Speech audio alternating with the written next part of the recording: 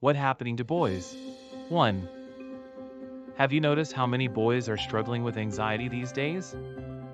Absolutely, it seems like they're glued to their screens all the time. In Johann Hari's book Stolen Focus, he describes a boy who transformed from a joyful child into someone lost in screens. That sounds heartbreaking. What happened to him?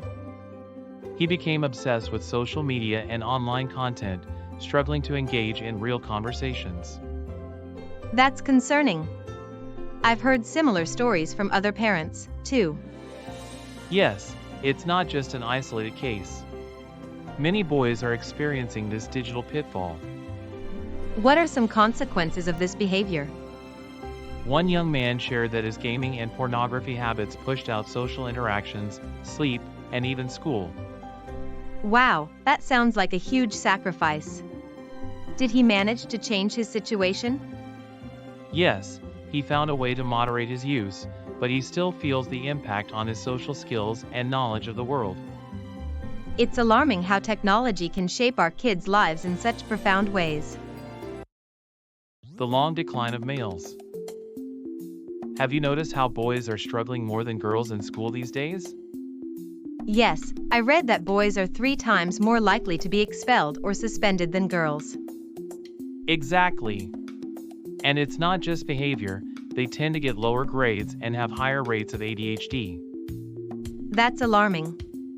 I heard that by 2019, women earned 59% of bachelor's degrees, while men earned only 41%. Right. This trend has been growing since the 1970s, with structural changes in the economy making physical strength less valuable. And as the service economy grew, it seems women have adapted better to the new skills required. Exactly. According to Hannah Rosen, the economy now requires skills like communication and focus, which women excel at. It's fascinating, but also concerning. What about the role of positive male role models? That's another critical factor. The availability of positive male role models has declined, impacting boys' success. And with the rise of safetyism, boys have lost out on opportunities for rough and tumble play, which is essential for their development. Exactly. Plus, the shift to online gaming has pulled boys away from face-to-face interactions, adding to their struggles. It seems like a combination of structural and psychological factors is creating this crisis for boys.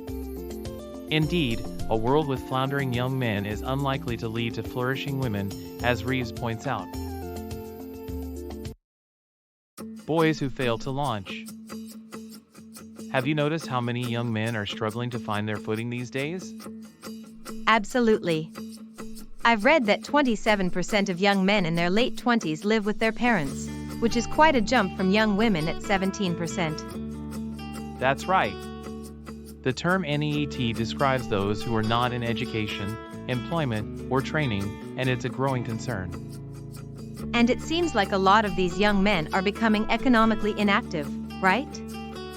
Exactly. Parents often worry more about their son's future success compared to their daughters. I can see why.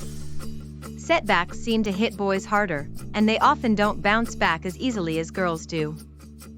It's fascinating yet concerning.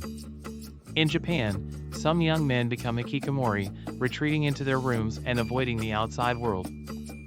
Yes, it's a serious issue. They can become so isolated that they struggle to engage with society, which only heightens their anxiety. And this isn't just a Japanese phenomenon anymore. Some young men in America are identifying as hikikomori too.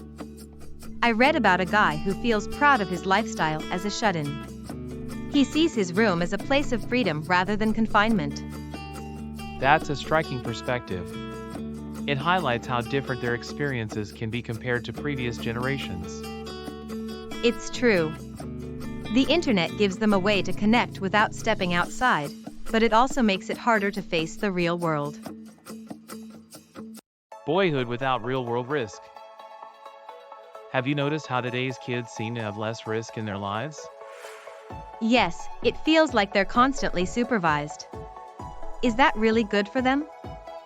Research shows that too much supervision can negatively impact boys' mental health, particularly as they grow up. That's surprising. I thought supervision would keep them safe. It might seem that way, but kids need to experience some risk to learn how to manage it.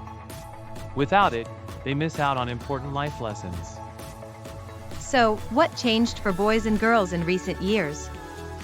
Around 2010, both boys and girls started showing increased signs of internalizing disorders, like anxiety and depression, which were traditionally more common in girls. That's alarming. Does that mean boys are becoming more withdrawn?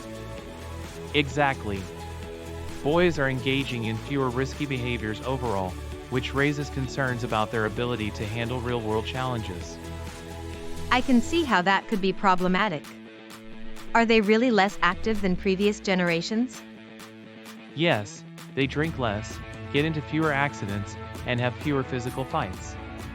While these trends are positive, they might indicate a withdrawal from real-world experiences. So, it's a double-edged sword. Less risk but potentially more anxiety? Precisely. It's crucial to understand these shifts in behavior to address mental health issues effectively. Boys were less likely to engage in risky behaviors than they were a decade earlier. Exactly. The figure shows a significant decline in boys agreeing with the statement about testing themselves with risks. And it's not just about their attitudes. Hospitalization rates for unintentional injuries among young males have dropped since 2010. Right. Before 2010, boys aged 10 to 19 had much higher hospitalization rates compared to girls. But now, by 2019, they were at levels similar to girls, which is quite a change. And the decline in fall-related fractures among boys ages 10 to 14 highlights this shift too. Exactly. It suggests they're engaging less in activities that could lead to injuries, like climbing trees or biking. So, what do you think caused this shift in behavior for boys? It seems like safetyism in the 1980s and 1990s, along with the rise of online gaming, might have played a role. That makes sense. The transition to smartphones also likely pulled them away from real-world interactions. And this shift could be contributing to the mental health crisis we're seeing in boys today.